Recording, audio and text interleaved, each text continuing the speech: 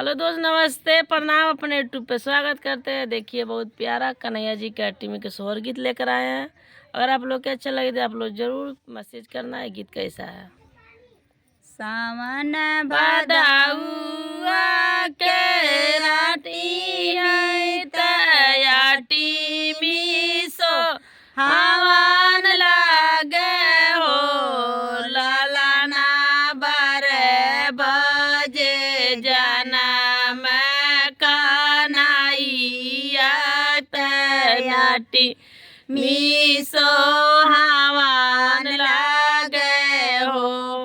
लालाना बारे बजे जाना मैं कनाइया तयाटी मिसो हवन लागे हो। हाथे हाथ कड़िया लागे गोड़े में जजिरिया लागे हो लालाना नगदे परोसर वासुवरिया डेवड़िया राजा कंस सूते हो लालाना चौदह पारो दरवा दौवरिया डेवड़िया राजा कंस सूते हो 12 बजे जाना मैं कन्हैया तयाटी मिसो हवन लागे हो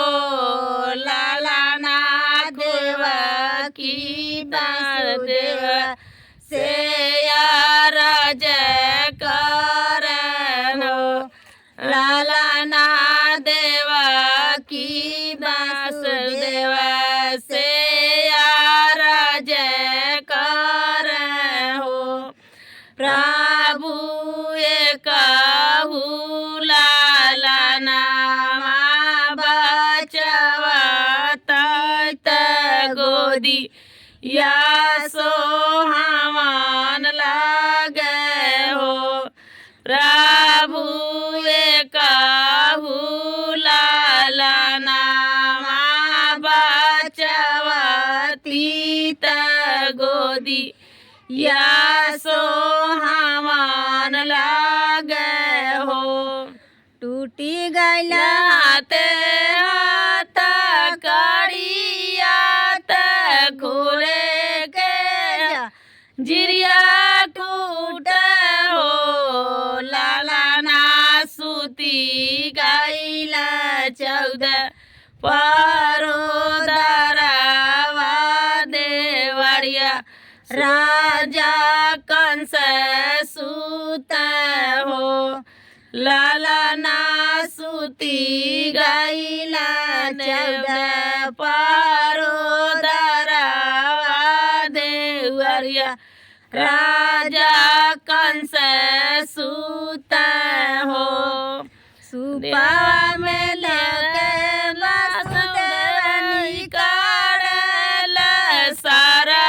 जूफा फाई गईली हो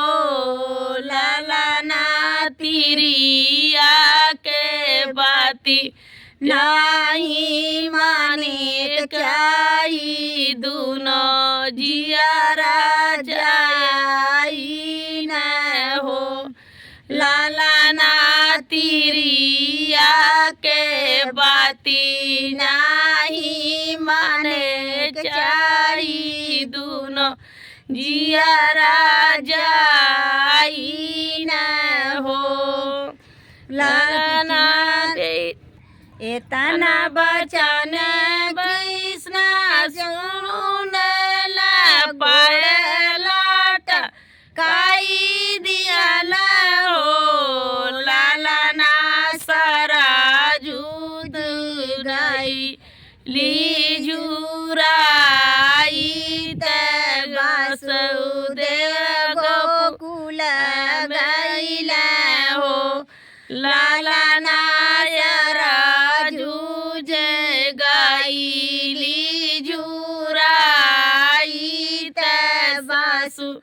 देव गोकुल गाइन हो लाला नाज गुलाल लाला नाज गुलाल राजा सोदा के दुआरिया तलड़ा की जाना मैं लिया लियो लाला ना खुलाल राजा जसोदा के दुआरिया तलड़ा की जाना मैं लिया लियो कृष्ण के दिया सोलाई तलड़ा की उठाई लेना हो लाला ना लाई गलन ला